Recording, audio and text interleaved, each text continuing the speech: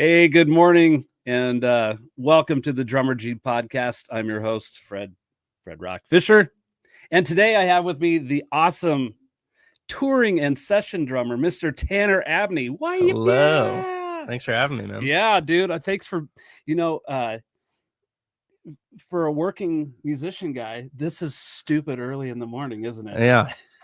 I never wake up. What time did you go to bed? What time did you go to bed this morning? Right. It was more of like a nap. I think right, less than an hour nap. Yeah. So I was like, dude, there's no way. Well, I'll miss an alarm if I sleep. I'm not making this if I get proper sleep. Well, it's a test. Yeah. No, I feel great right now. Oh, good. But after this, I'm gonna be like, ugh. It's the coffee. Yeah, you can. Can you take a little napper tapper after? Oh yeah. Okay. Good. It's like when like doing the worship thing. Oh like yeah. Right after, get home, have lunch, and crash every Sunday. Yes. I'm glad you brought that up because I too played at church for many years and still do occasionally, but not regularly like I used to. Yeah, same. So you'd be out on the road, and you do your last show on Saturday night, and then the whole band is driving home because you have to make a 7:30 rehearsal. I never had to do that. Oh, really? I did. We one tour, like in the very smack dab middle, we played Boise, and we had an off day Sunday, off day Saturday. The show was Sunday night, and I was like, yeah, I'll come, like I'll fill in, but I was like, this is such a mistake. I'm so pooped. Like I should have just slept in for that one day. Well, I could have spent it with the family, but oh yeah, it's a drain for sure, but it's all for the love of the music, right? Dude, so many things you learn with that gig. Yeah. Like, that was a super valuable time of my life for sure. Yeah. With the worship stuff. I'll come back around to that. I'm glad you brought that up. It's totally awesome. It's totally awesome. So what? It's the Drummergy Podcast. Did I say that already? I did. I think. I like to repeat myself over and over and over.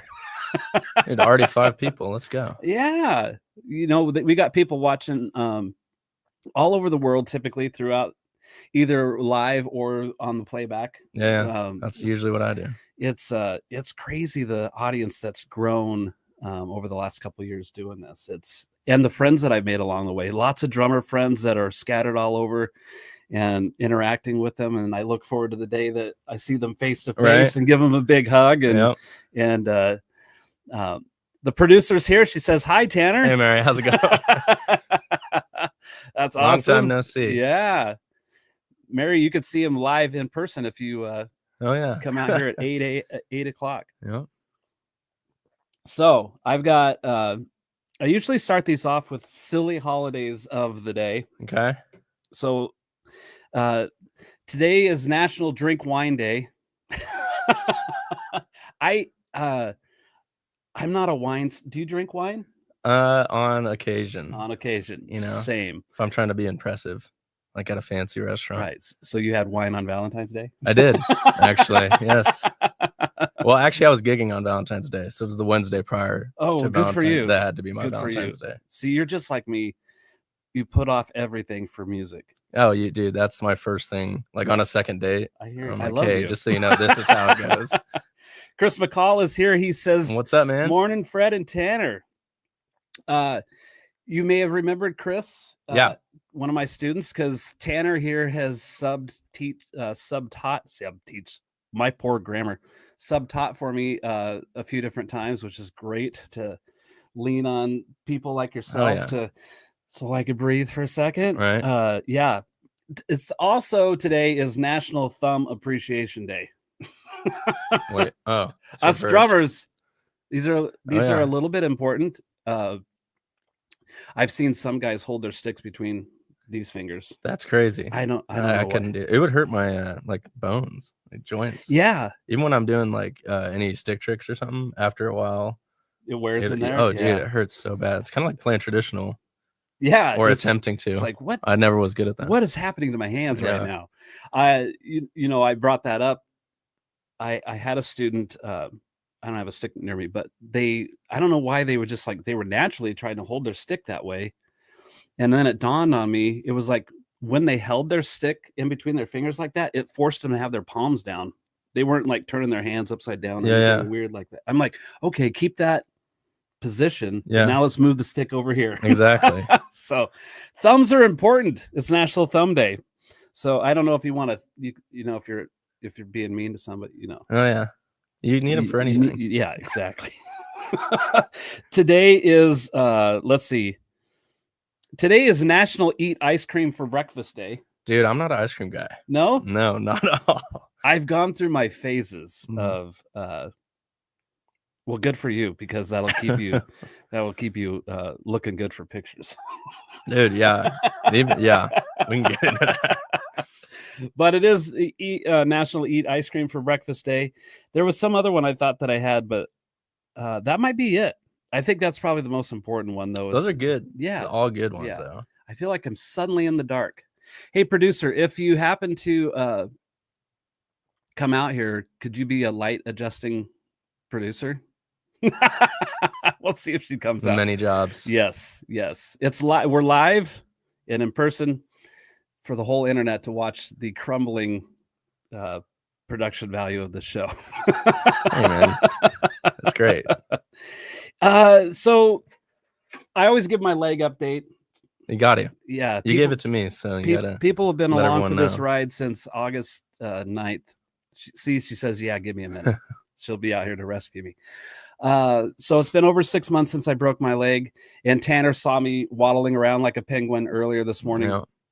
And I got to tell you, though, the last 3 to 4 days, my leg has really been hurting, and I don't know why, but I've had little moments like that where I feel fine for a while, and then I'll have something that just aches like crazy for a few days, and then it goes away, and it's like this weird state of improvement. It's like, and then it lets go, and it's like, oh, I can walk in and out of the shower really easily now, or something like that. It's crazy. When you almost trick yourself, like when you have that moment of like relief and it's freeing. Yeah. So you're like, oh, sweet. Like no pain. I can go play drums and walk everywhere. Yes. And then you pay the price for it when the pain comes back. Well, as long as the price was drumming. Oh yeah. Well worth it. Yes. Well, unless you're doing it enough to make it where you can't play. Right, to where it stops you from being able to permanent play damage. Exactly. I don't want that. And I've been pretty smart about how I've been approaching all of that. So I like to talk about stuff that I get excited about. And one of those, I watch a lot of YouTube. And over the last few years, I've become a pretty big Billy Corgan fan from Pumpkins. Are you? Well, I know Pumpkins, but I didn't recognize that name. Okay, Billy Corgan is the main singer, guitar player, songwriter for Smashing Pumpkins. You might find yourself going down a deep hole with Billy Corgan, but he too has a podcast now called The Magnificent Others. Huh. And it's really, really great. And he's interviewing a lot of superstar musicians. So far, he's done Gene Simmons from Kiss. That interview was really, really great because Gene has such a big ego, and that's what he's kind of known for, is having this major ego. And I think that he kind of broke through that barrier, Billy Corgan did, to get into some deeper conversation. That's cool. And more of a real interview. Yeah, it was really, really. And I just barely started watching the Tom Morello one, the guitar player from Rage. James Harrison is here. He says, eat ice cream with your thumbs day. Perfect. James, I'll be looking forward to pictures of this happening. And proof it didn't happen. Yeah. So James, it's 9:00 where you are now, right? Am I correct? I think that's the case. So you might be running out of time. You got to get on that so it can still be breakfast, right? Yeah. Your time is limited. Or you could do, it's the National Eat Ice Cream Day. You can do lunch, dinner, snacks. Well, it's National Eat Ice Cream for breakfast. Oh, that's right. Yeah. So I'm still waking up. It's in the details, man. I forgot that. Screw it. So the Magnificent Others on YouTube with Billy Corgan. It's flipping amazing. And check it out. I'm becoming more and more of a fan of the Pumpkins. Jimmy Chamberlain's drumming, of course, is extraordinary. Yes. James says yes, it's 9:00 where he is. Okay, James. get that ice cream and your thumbs all messy. You might have to get one of those napkins that you like tuck into your. Oh yeah. In the, because it's going to be messy. It would be for me. Yeah, dude, I wouldn't know enough. James, you're a thumb sucker. And then, of course, my buddies are doing Drummers Education Connection podcast at 11 a.m. Pacific time. And today they're going to be talking about just the love of playing drums, which Tanner and I will also be getting into. And I'm waiting for that producer to come fix my darkness. Hello, darkness, my old friend. If I just look up at the light, there we go. I'd like to tell you a story. I know they're super bright when you look up. Yeah. It's just my hat that is causing the shadow. But Mary will be here to the rescue soon, I'm sure. Let's get into the inner workings of a touring session drummer named Tanner Abney.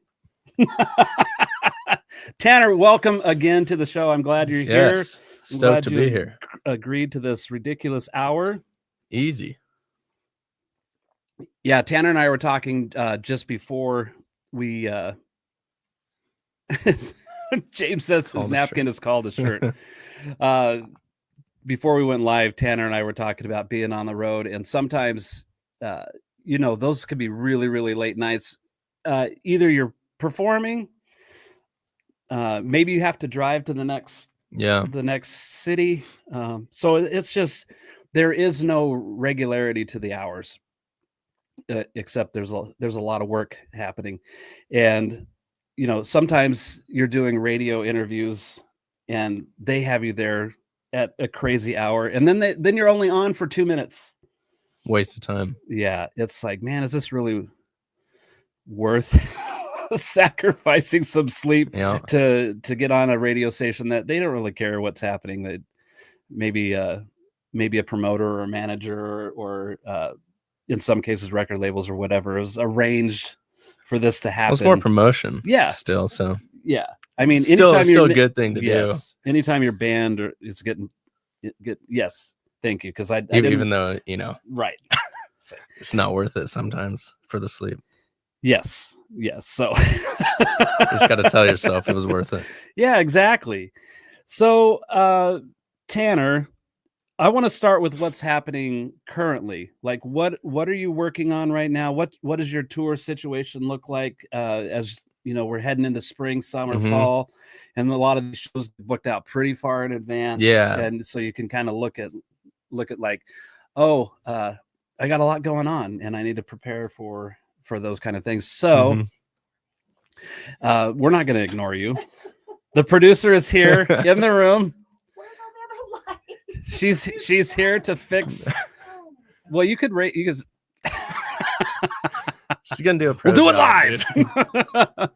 So, what's on your schedule? What does that look like as you're facing 2025? I'm going out. I'm off right now. I had like 3 months off, or coming up on 3.5, 4 months off actually, which was kind of nice. I didn't go super hard last year, but still nice to chill for a sec. Yeah. But yeah, going out in March through like the middle of May.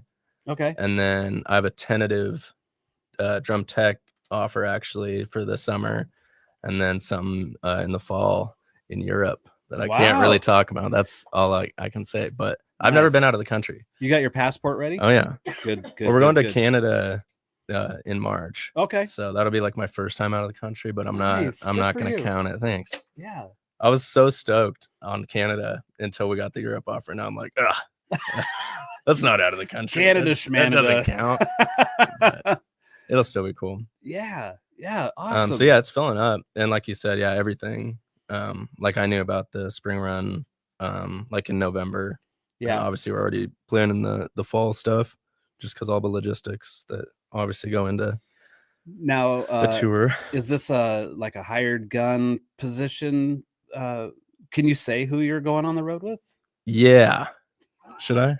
Well, that's up to you. So some of what Tanner does, I know because I know Tanner personally, but I know the one thing that you do has a lot of mystique We'll keep it a secret. Actually, I don't want to get in trouble. Well, yeah. So I don't want to lose this gig. No, I want to go to Canada. Yeah. Yeah. So there's some anonymity to what you do, and some mystique. And if people knew who some of these people were, it would totally destroy that part of it. Yeah. Or it had the potential to do so. Yeah, I think so. There are some it's like I guess I can say it's like an electronic synthwave band. So it's and I've been primarily a metal guy. Yeah. For most of my career. So it was an interesting change to do like electro pop dance hits. But it's really fun. I've seen it live and in person. It's a cool show. It was really, really great. I just stood there smiling. It was so awesome. Thanks for coming, dude. And I mean, I was I so bad want to say who, but it'll probably slip out on accent. No, it won't. Like, no, I'm good at secrets. So yeah, I was really, really impressed. I didn't know anything about the band prior to, and I was just, you go see bands and you're like, oh, that was cool, but there wasn't anything that sometimes was like, I want to go see that again. Yeah. That particular group was like, I would see that multiple times. Go. I would see that over and over. Let's see. Let's catch up on a couple of comments here. Chris Parks. Tanner is a good guy. Recently purchased a bop kit from him. Oh yeah. It was a gold SJC. Little gigging kit. Nice. And I loved it, but I started to look at why I've got, multiple drum kits and over 10 snare drums. I was like, why? Dude, you cannot have too many drums. Well, that's what I tell everyone else. And then sometimes, Yeah. Like, all right. Oh, Chris McCall says, Tanner, are you the horsehead drummer in the bathroom? You guessed it. You outed me right there, right here live. Dang it. Well, should I just end this now? Dang it, Chris. Thanks for having me. Well, there we go. No, that's it would be interesting to know. I mean, if we knew who the horsehead drummer was in the bathtub, then it would no one would care anymore. No, take all the fun out of it. They're like, yeah, you see Greg, he's did another one of his stupid drumming videos. Yeah, it's just like, all right, move on to the next thing. Yeah. It's fun. They're like, even though it is anonymous, like I find it funny because we all on stage wear tank tops and we all have a lot of arm tattoos. Oh yeah. And so it's, like we'll be walking around the venue beforehand and, you definitely hear murmurs and stuff. Like if you're walking the line, they're like, oh, I think that's so-and-so. I thought that you were pretty well covered when I saw you. Actually on that tour, it was way more strict. Okay. The rules. And then I was told that the rules loosened up because that tour, we had to do like anytime we were walking through the venue before the show, we had to wear like the COVID face masks and stuff. Oh, yeah. But still, I had a t-shirt on. I'm like, dude, they still see the tattoos on my arms, but that's all right. Yeah. It's a little something else. Make it more special during the show. So this is the group that you're going to Canada with. Yeah. So this is the tour, this spring tour, and the fall run is with this band. Okay. Nice. Yeah. Nice. That's super awesome. I'm stoked for you. Thanks. I'm gonna circle back to this. Let's see. I want to know. This is a cool little deal. Where'd Mary go? Mary. I'm gonna show her comment. Oh, that's cool. Look at that. Look at that. The producer says, Tanner, how did you get hooked up with the bands you're going to tour with? Do you have a manager or do you know the guys already? Great question. I get that question asked so often, especially from like fellow drummers, aspiring touring drummers, which I was also that kid that was always asking questions. So it's awesome to be that guy.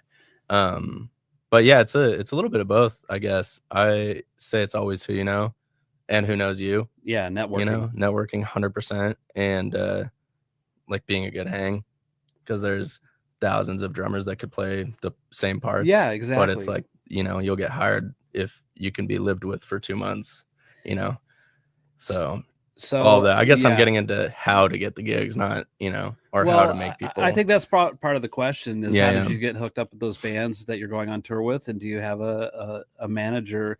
Do you have a manager? I don't personally have a manager. Okay. All the bands that I work with obviously have managers and stuff like that. But one thing, like social media, I hate social media, like staying up to date on that. So I just started emailing like agents and managers and stuff, and hey, this is my name, this is what I do, this is what I can offer, here's my APK, and 1 in 100 people email you back even. And then like I've gotten like that tour I did last year with Tillian, that's how I got that tour. I just reached out to his manager because I saw that he was doing his solo project again.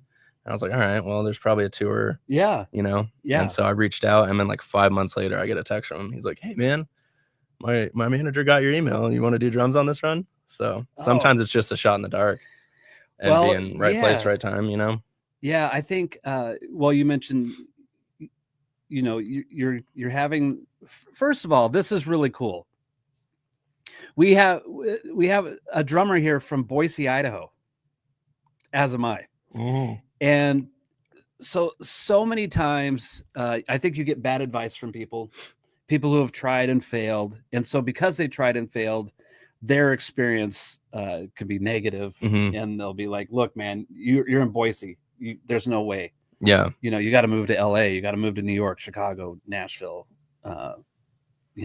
Atlanta, somewhere where there's a bigger pool of something happening. Which is something I still want to do at some point, just while I'm young, just to try it. Yeah. And see. Yeah. Well, there's that. So you got that on your side. For me, I just need the internet and an airport. Yeah. Well, that's the thing. Like no tour is going to start in your hometown. Like very seldom will a tour start and end in your hometown. Yeah. Like we started, like the last tour I was on, we started in Nashville and ended in Florida. Yeah. So we're like, even if I did live in LA, I would have had to fly out and fly home. Exactly. And so it's like, it really doesn't matter. I always tell people, I'm like, dude, I could live in Riggins or, you know, and still gig and do these things as long as you're networking and, know the right people. So, bouncing off what you just said is, first of all, you have the old curmudgeon guys that have tried and failed or think they tried. And then, you get other people who may be as talented as you are, or even more so, that they could get upset about it, thinking like, I'm twice the drummer he is, I should have that gig. Well, guess what?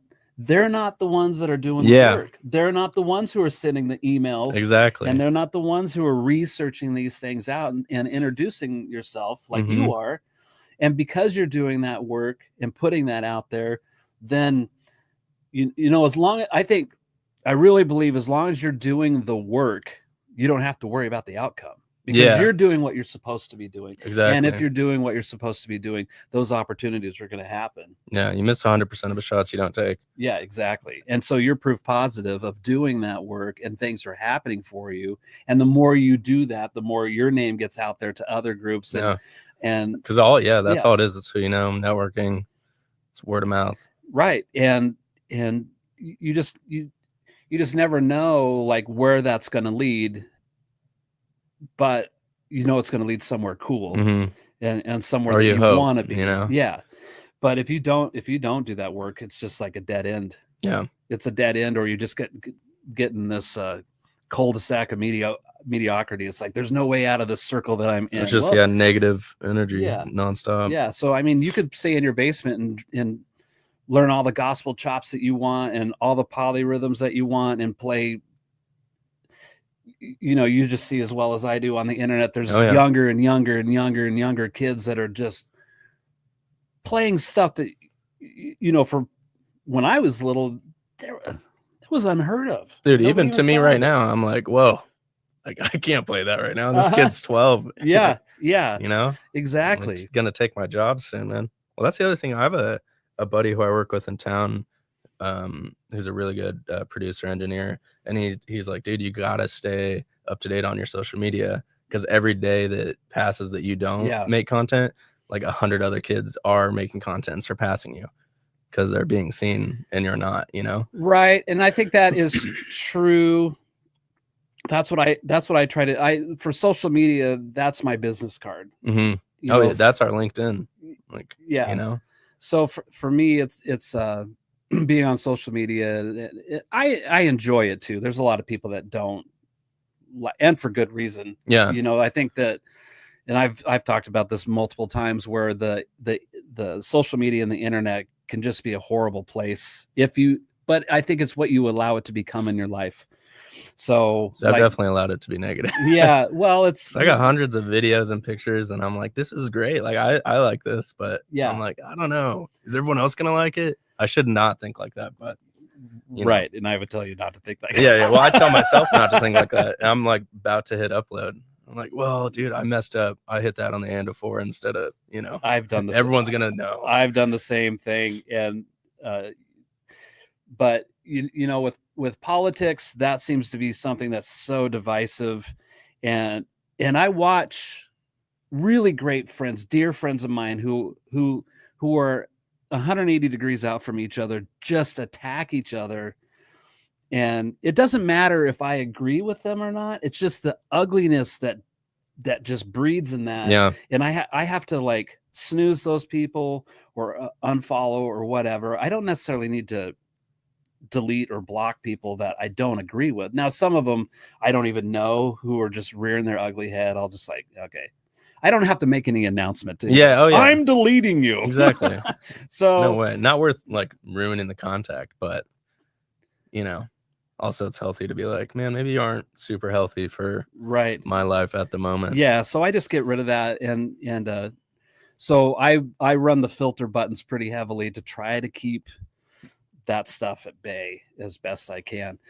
Mary said, do you travel to rehearse with the bands? Yes, sometimes. There's usually like pre-production, which is, everyone getting together. A lot of the times it's for the first time, which is always fun, in my opinion. Like the last run we did, nobody on the tour had worked with each other ever, except for me and the bass player, because he plays also in that anonymous band. Yeah. But so other than us, we, and it's also, going back to that real quick, like we lost the guy that was signed on for bass, dropped out like 3 weeks out, and they're like, yo, we need a bass player. Do you know anyone? Yeah. Like, yeah, this guy's cool. I've toured with him. Like, he can hang, he plays great. Yeah. Like, let's go. So that's it's awesome. Just, so everybody knows those songs heading into pre-production. Oh, dude, you want to get into this? Well, rehearsal versus practice? Yes, I do. I guess it's not really a huge thing to get into, but I'm a firm believer that practice is individual. Yep. Like when you're here practicing, learning the songs, polishing the songs, and then rehearsal, everyone's expected to know the songs. Yes. And that's when you rehearse and fine tune. Yep. And it's not like, oh wait, how did this chorus go again? Or, what are the words to this verse? My patience for that is really low. Dude, me too. And I'll call people out sometimes, like not in a rude way, but I'm like, come on, man. Yeah. Like, we all put in the work. Why didn't you? Yeah. But because then it holds up the rehearsal. Oh, absolutely. Because not, nobody's on the same page. I've wasted people's time in the past, and I don't like. Oh yeah, I don't like being called out for being that guy, mm-hmm. and I don't like how the disappointment on their faces made me feel. So this has been a long time ago. So now, because I don't want to waste anybody's time, and I don't want them to waste mine either. So it's like, learn the stuff, come ready to go, and just be efficient in this whole process. It's just like, we have all the tools in the world available to us. Exactly. It just boils down to, are you committed to doing that, or are you just being lazy? Yep. It's 100% laziness. Yeah, you can do it. You want to get me worked up? Yeah. Well, it's just, people will complain. Like, I've played with, God, this is just us talking crap now. Yeah, let's do it. But no, I've played with people like in like local stuff, and they're like, oh, dude, a month to learn 2 songs. And I'm like, no, dude, I've learned, an hour set like in a day. Or they're like, hit you up the night before. It's like, yo, you want to do this gig? And I try never to say no. Like, as long as it's, worthwhile. I'm like, yeah, it's an opportunity. And I like to play, and it'll, just make you better challenging yourself. But yeah, one time I got an hour-long set the night before a gig, and I'm like, yep. And it's like, well, I said yes, like get it done. You know? There's another bass player friend of mine that lives in town. He's one of those upper level guys, and I've done a lot of work with him in the studio and live. He's a flat out amazing bass player. And I asked him one time, and because he's toured the world and all of these things, and I said, what is his mindset basically on learning material and walking in the room and just nailing it? And he's like, man, I got a reputation to maintain. Yeah. Well, that's the thing. Yeah. You want to get called back, and you want them to, talk about you to other people, and in a good way. He doesn't look at it like, oh, this thing's just whatever. I don't have to put that much effort into it. He puts as much effort into that as he would if he's going to go play in front of 10,000 people. Oh, dude. Yeah. That's a great no mindset difference for him. I think you have that mindset too. Thank you. Yeah. Well, I see it in your performance, obviously, but yeah, you got to do it. Yeah. Well, so, okay. Learning songs and learning them if let's just say they're cover songs, which is not as interesting if you're learning original material, but nonetheless, it's like you want to play that recording as close to the recording as possible. Yeah. Do you also internalize what the bass player is doing, guitar or singer or whatever instrumentation there is in? That's the bass player should be playing this at this point because my kick drum is doing this. Yeah, 100%. Especially when I was doing metal stuff. The kick and then guitar chugs are all super locked. Yeah, but you got to. I learned that I did the whole band thing in high school, marching and all that stuff. Yeah. And my band director in high school was always like, you got to know what the flutes are doing in this measure, and what sousaphones are doing right here, and what everyone is doing, and how it fits with you, and how your stuff fits with theirs. Exactly. And so I kind of took that. It's important to know. And that way you can make the show and the songs better too. Well, I think won't overplay. Yeah. Well, there's or underplay. Exactly. So that you play appropriate, that you can complement, your part fits together with their part appropriately. Exactly. Dynamically. No parts are fighting. Exactly. I could get hot about this too. I'll step out on the ledge and say that I think a lot of band programs at schools are failing in timing and rhythm clarity. Hot take. This episode just like a huge roast. It's let's roast all the middle schools and high schools. I generally speak, and I say this lovingly because, I teach drum lessons for a living. Yeah. That's my main gig. And I've got students at schools all over this valley. And I'm always amazed by the confusion in rhythms and in timekeeping. It seems like if they learn that at school, it's very, very brief. There's little attention given. Yeah. Now, I will say on the other side of that is a band director is in charge of, 40 to 70 kids, however many are in the program. And they're just trying to get the whole group to play well together. Yeah. They don't have time to go one by one and cater lessons to everyone. Yeah. But it seems like there could be some time spent, quarter notes, eighth notes, 16th notes. Simple. Those three elements are so common. When I was in high school, our percussion dude would there was 1 or 2 days where he would do a lesson with the whole band of just simple stuff like that, clapping rhythm, writing, just quarter, eighth, 16ths on the board in different orders, and just clapping grid stuff.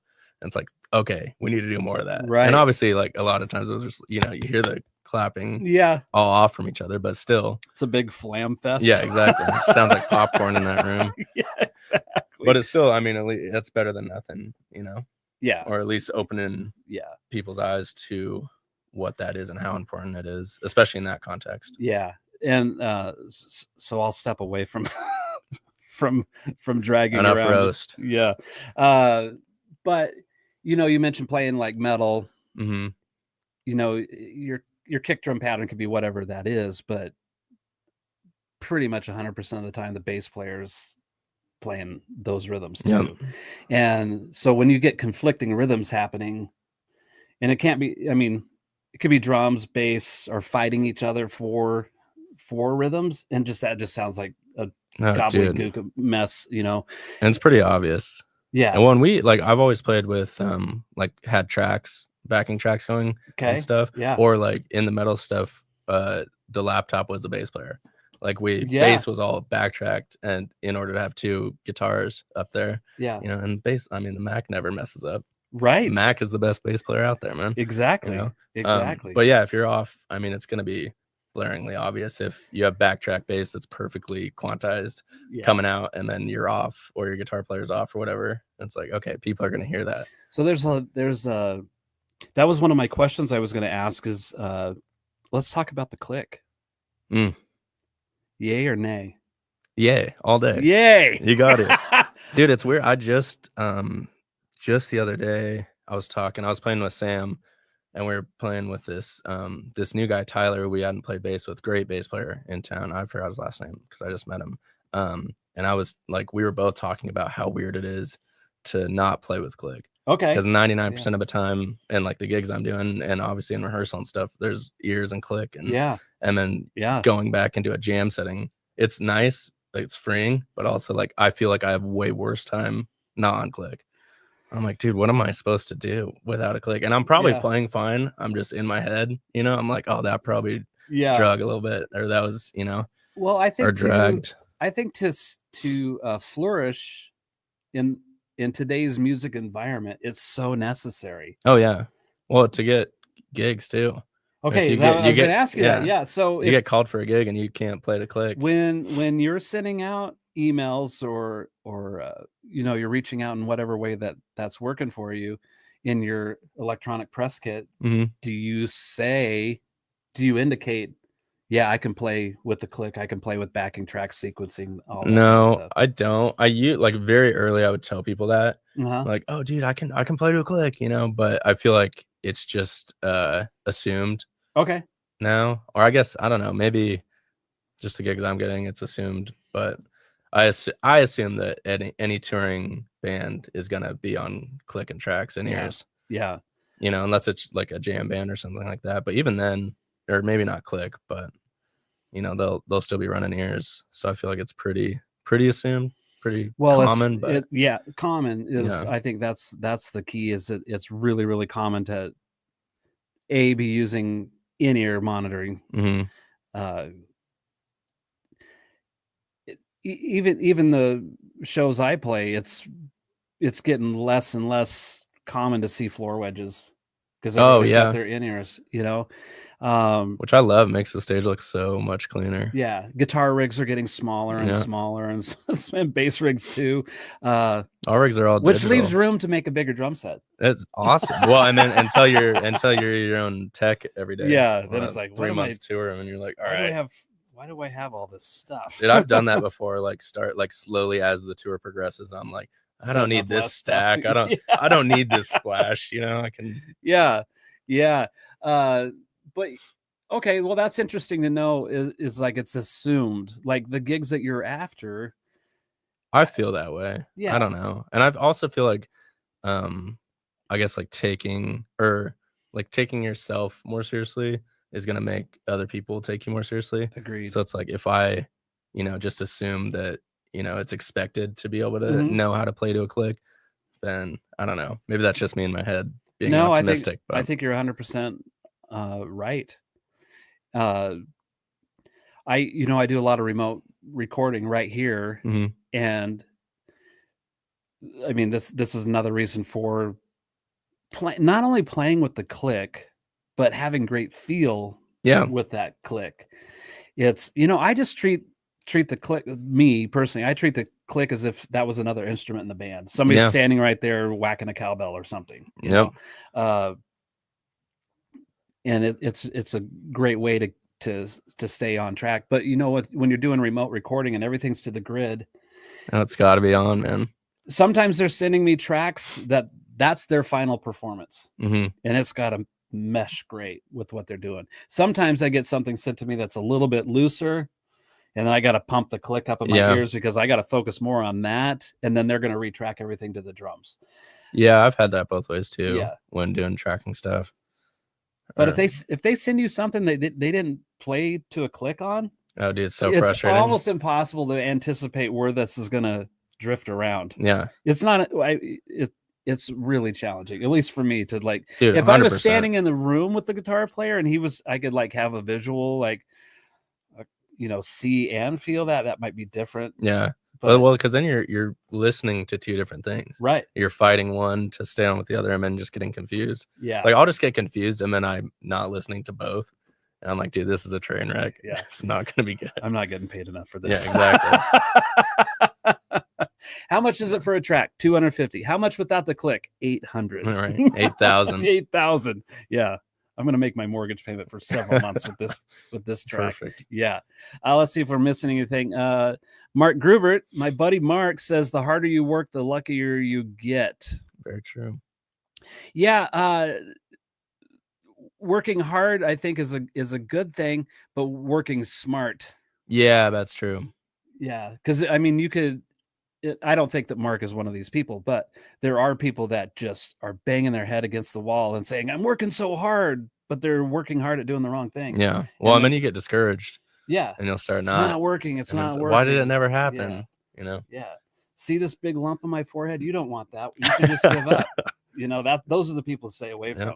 Those are the people to stay away from. Mary was talking about like uploading your content, and then you could just put in the description, did you catch the mistake? Yeah, make it a meme. Yeah. Just be like, so drummer makes mistake. Yeah, you could get something covered with that, like just a preemptive, I know I messed this up. Can you figure out where and why? Yeah. That's actually cool. See, I gotta be more on top of my content. I haven't posted anything in so long. Well, I think it's all relevant to what your goal is. Like if you're having all this success without having to do those things, and that I think that's great. Yeah, that's the luck thing, I think. But it's like, I don't know if you're like this, but always in your head, like, yeah, that was really cool, but that, like, I'm still hungry, like constantly hungry for more. And it's not like, I'm not trying to sound ungrateful. I'm definitely not very grateful for where I am, but it's still like, striving for like bigger shows, bigger tour, bigger opportunities, bigger artists. I'm right there with you. Yeah, it's I don't think that ever stops, or I hope it doesn't. No, is it okay to say what your age is? Yeah, I'm 25. 25, and I'm 52. Oh, that's crazy. I know. We're flip-flopped. We're flip-flopped. So I feel the same way at 52. Like, I've had people tell me, well, can't you just be happy teaching lessons and playing shows around town and doing the occasional recording thing? Yes, I'm very, very happy, and I'm very grateful. And I did a lot of work to get to where I am. But like you said, there's like this constant thirst. Oh, yeah. To do the next thing. And there's certain people I get around that I say, yeah, I want to do, I would love to be in the drummer's seat playing arenas like with Adele or something like that. Dude, that'd be so awesome. Yeah. And then you get people, well, that's never going to happen. Why are you telling me that's never going to happen? Yeah, exactly. Did you know that I've sent emails to Adele's management or something? Well, I haven't, but I'm just. I was going to say, send that email, man. I'm just using that as an example. James Harrison says everyone has a different definition of success, and that's 100% true. 100%. Yeah. It's perspective is a lot to do, and it's like what your personal desires are in wanting to do those things. I do still have that burning in me to do that. Will it happen? I don't know, but I'm going to keep doing the work. Yeah, why not? I said earlier, it's like if you keep doing the work, the right work, then you don't have to worry about what those outcomes are. Yeah, it's just like the path just keeps unfolding before you. I remind myself too a lot, and it's hard to do, but I'm like, sometimes I have to ground myself and be like, all right, like, take yourself back to when you were striving to even like go on a tour of any size or play a show, you know? And now it's like, okay, that kid would be pretty happy probably. What was your pretty excited? Yeah. What was your first? Well, hang on one second. Let's highlight Mary Fisher's. She says, "Do how does." Do how does. Do how does. We're all still waking up, Mary. It's all right. Do how does a with drummer promote himself on socials? It's not like you're necessarily promoting a gig that to get people there. Yep. I love the language. Hey, we still understood the question. We did. It worked. Yeah. We're musicians, so we can figure anything out. Yeah. I think she's asking how does one promote if they don't have a gig? Okay. If maybe that's what I'm interpreting this question as. Okay. Well, do you have a thought there? Well, I'm still not doing it, but just like I see that there's this kid, Tosh Peterson, Tosh the drummer on Instagram. Ooh, I think I know that. He's the kid that always plays with the shirt off. Like he just did. He's been doing some crazy stuff. He just played with Lady Gaga, at a Super Bowl party. Okay. I mean, he did. He filled in for Andy with Fall Out Boy last summer. Like he's doing it. But he every day he's just posting a video of him playing drums still in his garage with his shirt off on an iPhone, audio and camera. Yeah. It's just every day. He's just like, oh, check this out. I'm jamming to this song. I'm like, dude, you just sold out stadiums with Fall Out Boy and played with Lady Gaga and you're still uploading iPhone content. I'm like, why can't I do that? Well, I think that's my answer. Just promote yourself. Yeah. So I think of myself as the brand. You know what I'm saying? Yeah. Like you have to think about you as a brand, as like a working musician, Right. So it's just like promoting yourself, even if you don't have a gig coming up or a tour coming up, because that could get you the gig. Someone sees a video. Oh, absolutely. That's I've heard stories of, a band needs a drummer and they might go to YouTube and just start maybe finding somebody that did a drum cover of their song or something. And they see what you look like, they see how you play, so they can already do those things like, okay, and depending on how many videos you have, they can say, oh, this person can play really, really well. Let's find out if we can hang out. Yeah, that's a real test. Can I live with this person's feet in my face on a in a vehicle or whatever you're traveling in, and are they good housekeepers? Right, that's an important thing. Or just like common spaces. Keeping common spaces clean. Yeah, that's a huge thing. Exactly. And being understanding. That's one thing I learned. Like everyone's going to be different. And it's not like you're interviewing a pool of roommates. You just get thrown in. It's like, all right, these are the 10 people living in this bus with you for 2 months. So understanding that everyone is different and being accepting of that has helped me a lot. Yeah. Like, dude, this guy's irritating me, but we're, just looking at things differently. And I've known this guy for a week. So try to understand where he's coming from and, where I'm coming from. Makes it a little bit easier. Yeah. Do you, have you had any bad experiences or witnessed bad experiences traveling with that's a couple times? I'm curious how this is going to be in 2 hours. Yeah. There's definitely, I've had some drama for sure. Yeah. I've been a part of some and witnessed some, and it's just like, and it does get tense, It's like you get homesick and you're tired and sweaty and bored and all the things, Yeah. So it's like those things are bound to happen, but James Harrison says, Tanner, can you give a quick background on yourself? If you did, I missed it. So what got you started? Start at the beginning? Yeah. Well, was there somebody or something that you saw in your life or witnessed that you went, I want to play the drums? Yeah. I think, the Wiggles? The Wiggles. Yeah. So I started drumming very young. I got my first drum set when I was 2 for Christmas. But my favorite show was the Wiggles, constantly on. Okay. And I'd be classic cliche story of pots and pans playing along. So my parents got me a little the breakbeat, Questlove kits, like that size, but the smaller, just like a $100 Walmart starter drum set, the first act, whatever. Yeah. I busted through the heads on that, and those sheet metal cymbals were just or that's what my parents told me, at least. So then they got me another one of those and burst through that as well. I got a real quote unquote real kit. Yeah. And it just went from there. And then did the middle school band, high school band, the percussion ensemble, symphonic band, marching band, jazz band. Like all my electives in high school were all band. Yeah, same.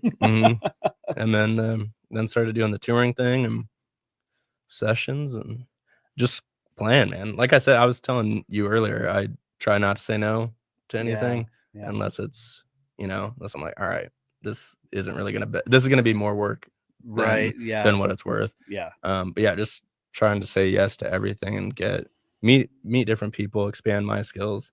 So, teaching, doing sessions, touring, different genres, all that stuff. Yeah. I don't know if that answers your question well enough, James. I think it does. Hopefully. I think I just like to play drums, man. Yeah. I think most people are interested, like, what was the thing that inspired you to pick up the sticks and get going?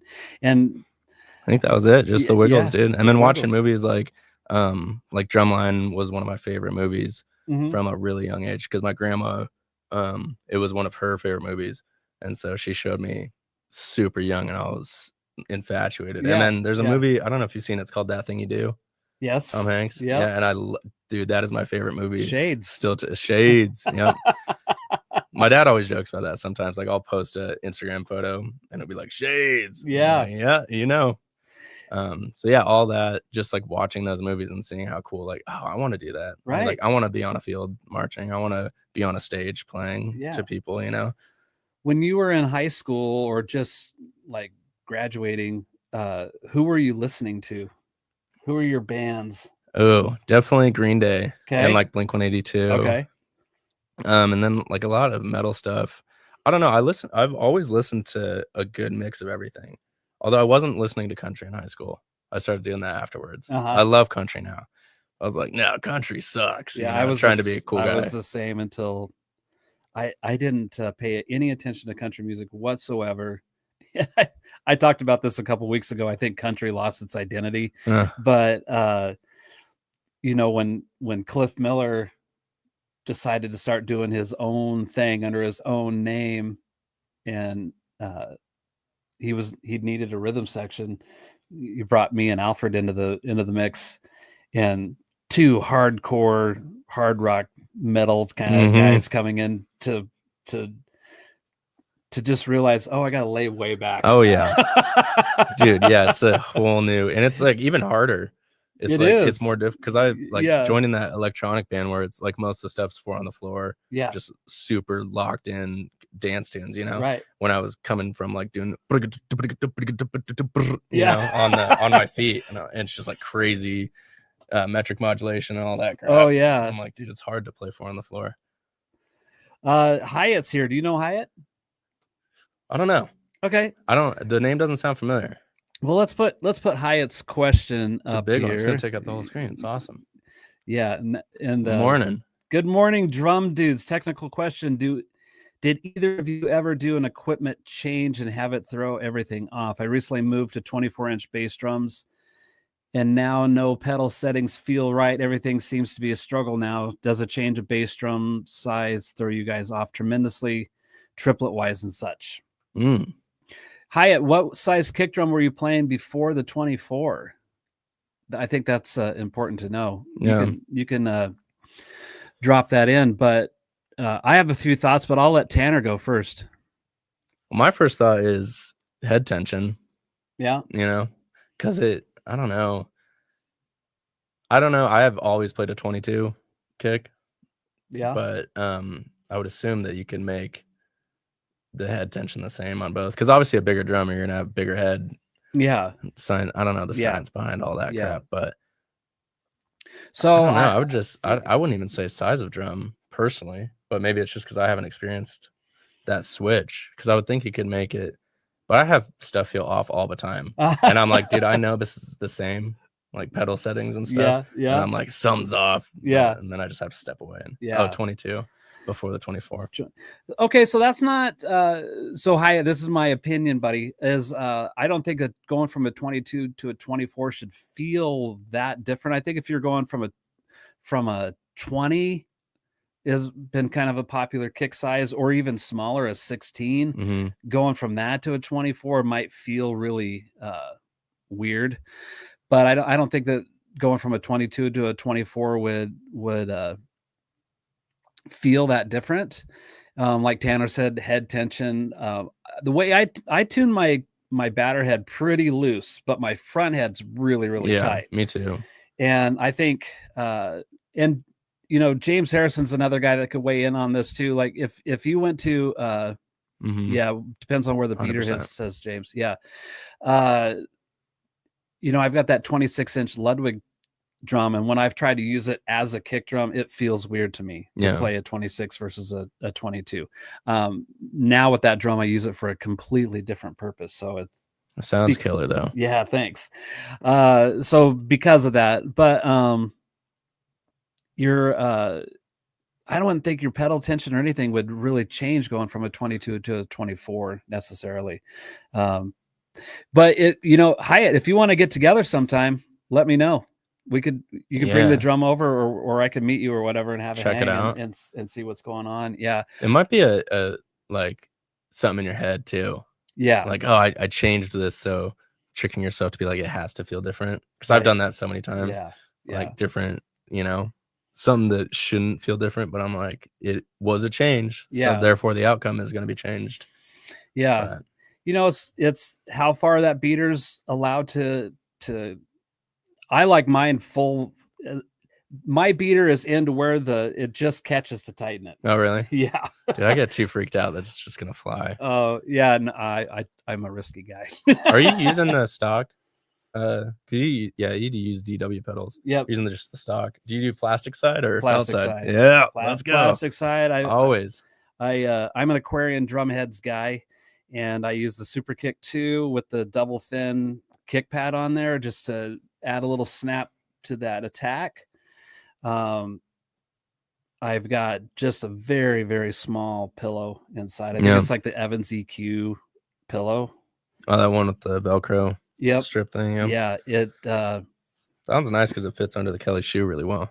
Oh, absolutely. It's and it just barely touched both heads. It's just enough to deaden the drum without it, but I still have a lot of resonating deep tone that's in there. So I got this punch and this snap and nice tone. And that, that the depth of your drum too can affect. Yeah. Like mine's 18 inches deep. So it's, I guess, takes a little longer for that air to hit that front head and come back. If it's shallower, it's going to move quicker. Yeah, man, you're welcome. 100%. Thanks for asking. Yeah. Hyatt says, thanks for the input, guys. I hope you have an amazing day. You too, buddy. And if you want to get together, certainly hit me up. We're running low on time, so I'm going to scan my questions really quick because this is speed round. We could, dude, I was like, what are we, 15 minutes in? That's crazy. Let's see. Inspired you play drums, drumming influences. Speed round. Yeah. Playing to a click. First drum kit.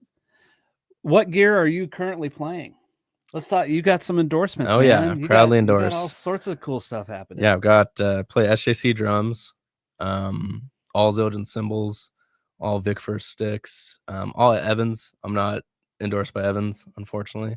I've heard that's one of the hardest deals to get. I have a couple buddies that have Evans deals, and they're like, dude, we don't even talk to an artist rep when we order. We just go into a portal. And do like an online order. But yeah, all Evans heads and then all DW 9000 hardware. Cool. And then I use 64 audio in ears. And I think that's basically it. Yeah. What other gear is there? I don't know anything about the mics and stuff. I know nothing about. Do you have a special drum throne that you're sitting on? Yeah, I do. The the pork pie thrones. I'm pretty sure. I need to order a new bass. It's like shifting. I've toured it so much now. Yeah. Like the top probably has a bunch of grossness in it as well. But well, yeah, I probably should get a new one, but they're so expensive, man. They are. A couple $100 for a seat. Not fun. I have lower back problems, and has nothing to do with drumming. It was from being silly in other areas of my life that I hurt my low back. And so I would, if you're doing a cover gig for 3 hours, at the end I'd get up and be like almost frozen. Yeah. So I started using the Spinal Glide by a head. Oh, is that the one that split? Yeah. So it kind of lets your spine be in suspension. When you sit on it, you don't go, oh, I'm sitting on a different stool. It doesn't feel different. It feels different after 3 hours. Really? I just stand up. I'm like, oh, my back doesn't hurt. I'm gonna have to try that out. Yeah, it's great. Oh, yeah. James knows all Diodario is all by Portal. Yeah. So I just recently became endorsed with Aquarian Drumheads, and Vader Sticks several years, but each of those endorsements took like 4 years to develop that relationship and get it to happen. Same here. So, the only one that happened quick, which was surprising, was I met Mike from SJC when I think I was like a freshman in high school.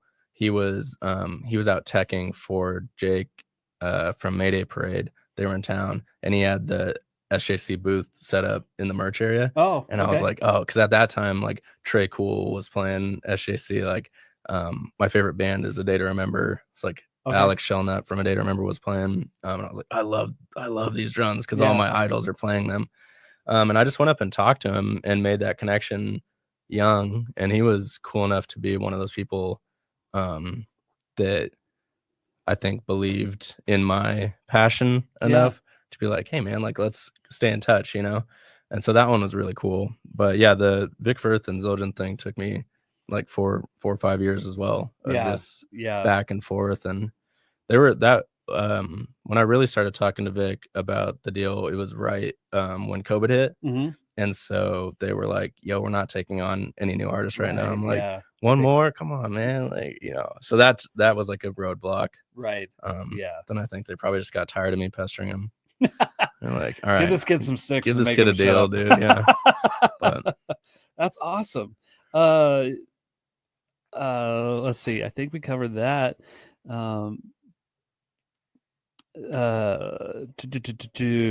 Huge shout out, Vic Firth, Zildjian, SJC. There you go. Had to do the plug. That's Tanner's endorsement. Got to do the plug. Yeah. I'm not with those companies. I'm with their competitor. I know. We shouldn't even be in the same room right now. Oh no. You know what? All those companies, those guys get along really well with each other. And they all know each other. So well, they're all doing like everyone's doing like everyone's there for the same goals. Yeah. The love of drumming and music and I think good community. James says for years the SJC booth was next to Vader at the NAMM. Great guys. Yeah, those guys are insane. Like that was my first deal, and it like set the bar so high for like artist reps, and just everyone from that company is so dope. Yeah, like it's easy to work with. If anything goes wrong on tour, like they'll send things next day, or just a couple days later. Yeah, it's like constantly putting me on their social media and checking in, like just life stuff. Not even, what That's gigs awesome. are you doing? It's just like, dude, how's life? So those guys are so awesome. I went the last time I went to NAMM was the 2019 NAMM show, and I went to the SJC booth many times.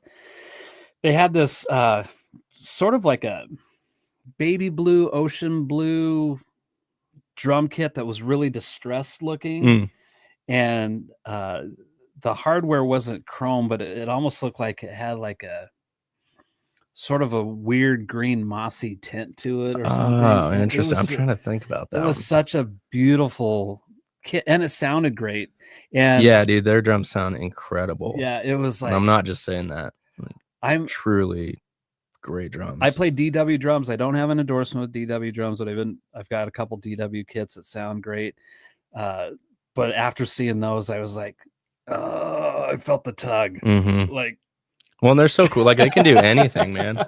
Like I gave them my last kit I got made. I just gave them an idea, and they're like, yeah, let's do it. And it included like blow torching the actual shells. Oh yeah. And I was like, dude, is there like, can we do this? And they were like, oh dude, my guy, they just took it out to the parking lot and torched like a test piece, and then they emailed it to me. I'm like, that's so cool. Like torch that kit, man. And that was the first time they'd done it, they said. And I was like, they'll literally do anything. That's awesome. Or figure out a way to make it happen. Really cool guys. James says that's how he met Trey Cool, was through the Jealous, SJC. man. Yeah. Jealous. You mentioned Blink 182. So that's Barker, right? Yep. So I had a student that I taught for 9 years. He was 10 when he started, 19 when he left. But his dad is Travis Barker's tour bus driver. Oh, no way. So every once in a while, he'd bring me some Travis. Dude, I got some Travis lucky. sticks. I got like a Travis headband that he wore during the show sick. all the time. So you know, man, because he has his famous, or used to have his famous clothing wear stuff. So I got like backpacks and shirts. Dude, that's awesome. It's repping. Yeah, it was super awesome. Let's see what else before. Dude, yeah, this time flew by. I know. Well, this is like drummers hanging out. And that's right. And we love talking about ourselves. And talking about enough drums. about me. Let's talk about me some more. Exactly. Okay, I think. Mary said, "Who's your favorite drummer?" Oh, who's your favorite drummer? Josh Manuel. Josh Manuel. He played for this band called Issues. They're kind of like a metal prog rock band, and now he's playing for Kane Brown, country guy. Oh wow! But that dude, and we're friends now too, and just like he's such an inspiration, man.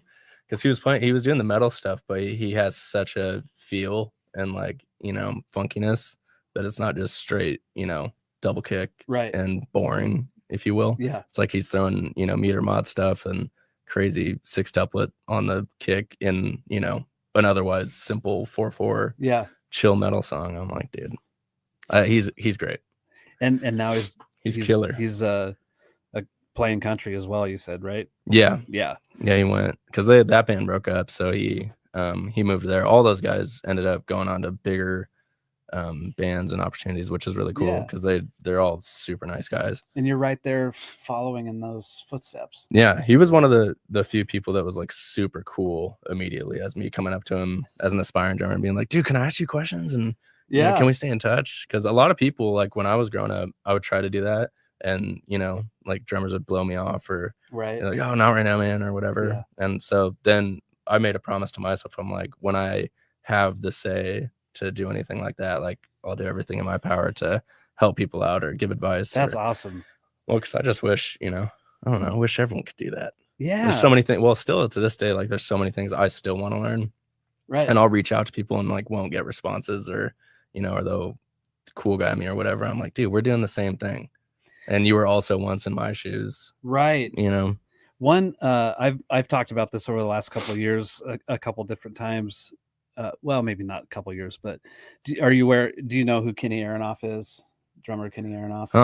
I think he's like 69 or 70 now, but he's totally in shape and looks great. He's toured and played with, he was John Mellencamp's drummer, Melissa Etheridge. He played with the Pumpkins on tour. Right now he's playing with Sammy Hagar doing Van Halen stuff. And he just did a Drumeo thing on charting songs. And, but he's got so many recording credits because he's just played on thousands and thousands of songs and just has this huge career. And he's one of those guys that's super excited all the time. He's just really kind of wound tight. He's just got all this energy. And, I too have sent out messages to different drummers at different levels. And I've messaged Kenny a few different times and he always responds to That's me. cool. See, that's exactly. Yeah, it's like try to be that person. Yeah, it's just like of anybody out there, it's like he's giving me attention too. Yeah. And you talk.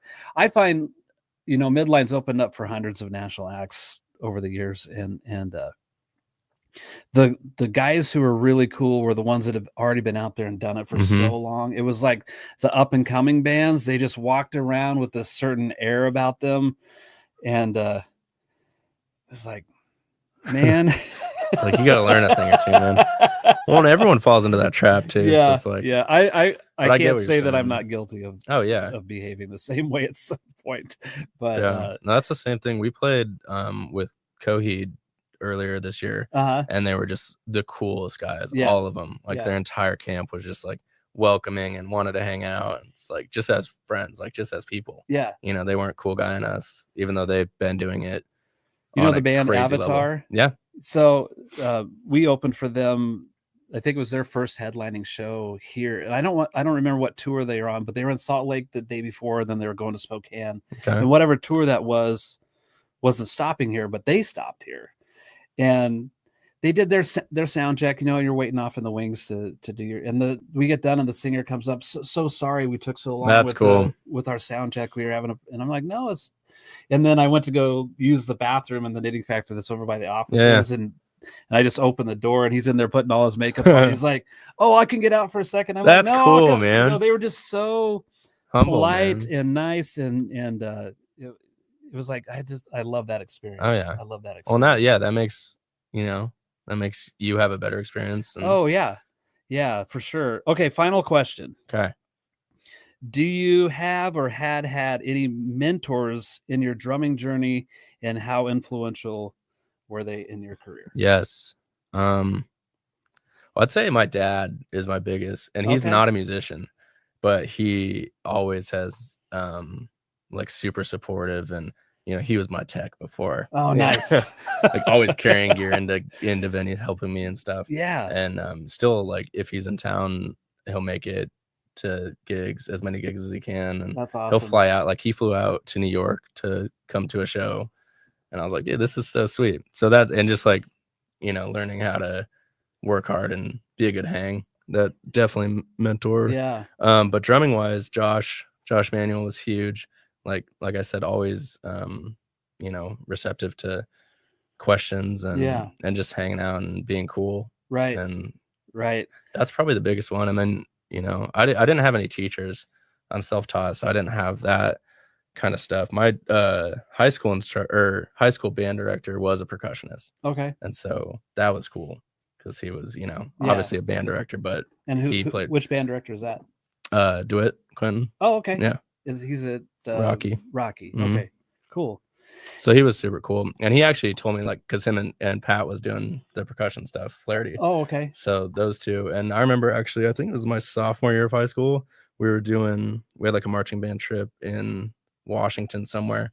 And they pulled me aside when we were at the hotel, and they're like, hey man, like, you should think about going and like doing the tour thing after high school. And I was like, whoa, no That's way. Nice. Like, they got real, like, it's kind of like senior teacher at the grocery store or something. Yeah. And I'm like, oh, you're being real live. Right. Like, they got out of teacher mode and they're like, dude, you should do this. I was like, oh, no way. I love that. So those guys were super cool. Like, they, kept it human. It wasn't a strict teacher student relationship. So I haven't met your dad, but I did meet your mom at was it Saint Chapelle, I think, like a Mother's Day thing. Yeah. And she seemed like she was dude. Well, I shouldn't have just said my dad. My mom and my grandma too. They all, like, and my brother, dude, they all come out to every gig. Like, yeah. So your family support is huge. Oh yeah. And the whole time too. It's like they never forced me to do anything. Right. Like, they never forced me to play sports or whatever. Well, they actually had me try stuff. My mom would be like, well, try it. Right. And if you hate it, we don't have to do it again. I'm like, okay, I respect that. Yeah. But yeah, they always, like I said, I've been drumming since I was 2, and they always, like, talk to people. Like, my mom used to go out to, like, local gigs when I was little and stuff, like, because my dad, I don't know, I don't think he likes to go out and do stuff, but she'd always go out and, like, go to festivals or, bands that were gigging. And then she'd be like, oh, can my son sit in with you and play drums with you? I'd be like, no. So, I mean, I'd be like 10 or 11. I'd be like, no. So, but she was still working it. Like, she was promoting for me. So I love that. Looking back now, I'm like, that was actually so cool. But in the moment, I was embarrassed. Well, yeah, I think having parental support is so crucial. Oh, dude. To because the music, for one, it's just, I have a love of music, as obviously you do too.